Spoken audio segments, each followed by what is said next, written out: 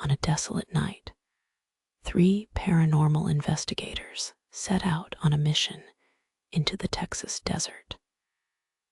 Each member is a specialist in their field. Jackson, the leader with an eye for detail. Lee, the tech expert, equipped with the latest gadgets. And Eric, the skeptic, grounding the group with logic. Their goal is to unravel the mystery behind Brandon Lawson's disappearance. A case cold, yet intensely unsettling. As they leave the last outposts of civilization, the darkness of the desert engulfs them.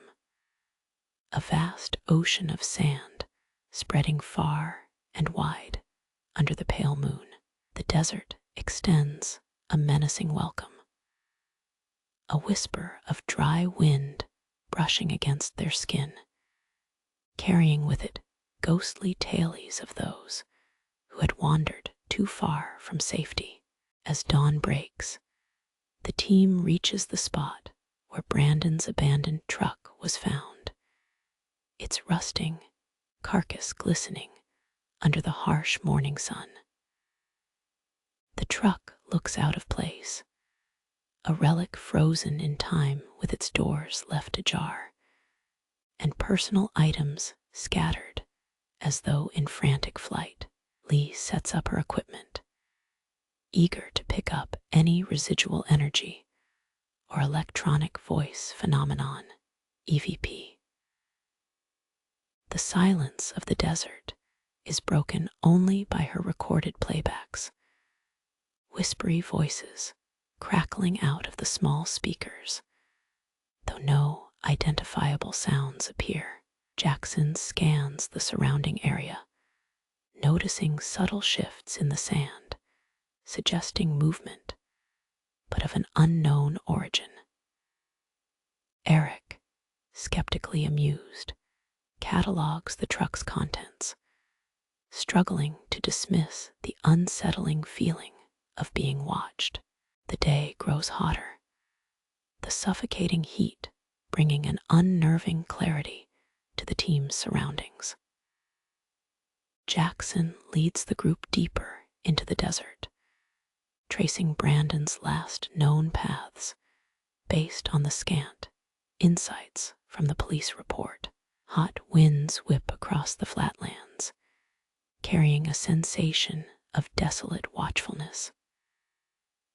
Lee pauses as she catches what looks like a glimpse of movement out of the corner of her eye, a fleeting shadow in the daylight, gone before focus can fix on it. She captures it, desperate for evidence on her camera, but reviews reveal only empty landscapes. Meanwhile, Eric rolls his eyes, dismissing it as mirage. But beneath the bravado, even he begins to question reality, frustration working its way to his core as he battles the landscape's oppressive silence. Approaching dusk, the team finds a small cave concealed by overhanging rocks, its opening yawning like a silent void. Jackson suggests they explore it, convinced Brandon might have sought shelter there. The inside of the cave is cool and damp, a stark contrast to the sizzling desert outside. Lee's flashlight reveals walls marked with indecipherable carvings, shapes that twist into apparent words and phrases, haunted remnants of past visitors, or perhaps something older. An unsettling echo follows each sound they make, as if the cave itself is whispering secrets back at them. The shadows seem to play tricks with their perceptions, causing inanimate features to momentarily come alive. Eric feels a growing dread, the skepticism fraying around the edges as the cave breeds an atmosphere of foreboding. The investigators exit the cave as night falls, finding themselves once again in the heart of the desert, under an expansive, star-laden sky. Their campfire flickers weakly against the cold, elusive whispers floating on the air, barely audible, yet unmistakably foreign. Lee's devices, more sensitive in the chilling air of night, sporadically capture odd fluctuations and suggestive audio blips. Jackson embarks on a nighttime audit as the desert comes alive in ways unknown. The wind's cry seemingly echoing with Brandon's last words. The firelight casts distorted shadows that dance and vanish into the darkness. Eric, now unnerved, struggles with the feeling of vulnerability, his skepticism cracking as their situation mirrors countless ghost stories told throughout generations of the unforgiving land. An air of unease dominates the camp as the night grinds forward. Sleep is elusive, beds feeling as hard as the rocky ground beneath them. Lee dozes fitfully, waking suddenly to find the atmosphere changed, the air heavy and charged with subtle electricity. A low murmuring rises from the desert in rhythmic cadence, a pulsating sound that resonates through the night.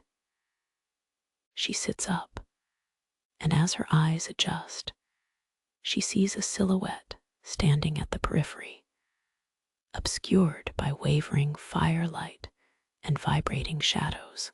She reaches for her camera, but fumbles in the moment, the figure receding back into the inscrutable desert veil.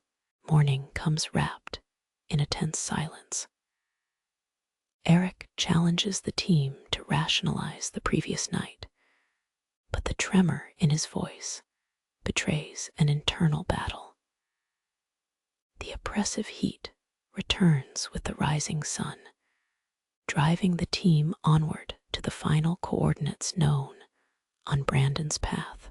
Yet unease lingers in the air, a claustrophobic feeling compounded by the vastness around them.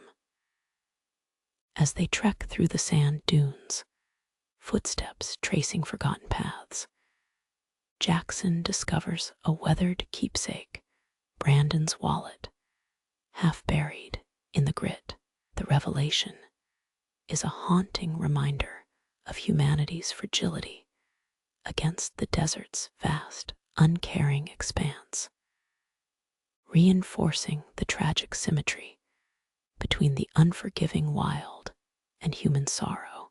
Their path converges at an old, dilapidated homestead, once the heart of a settlement, now forgotten.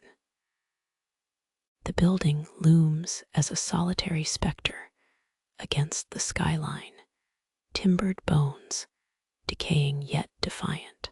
Lee feels a reluctant draw to the place, her senses tingling with an unspoken promise of discovery. Inside, remnants of bygone lives greet them, shattered furniture, dusty trinkets, and a sense of lives abruptly halted. They split up to cover more ground, probing empty rooms that reverberate with echoes of the past. But as they delve deeper, Lee stumbles across a series of recordings left behind in an ancient cassette player, chilling narratives that suggest an ominous fate awaited those who dared to remain. In the chilling destiny of dusk, Lee restlessly plays the tapes, each word unleashing vivid imagery painted in stark reality.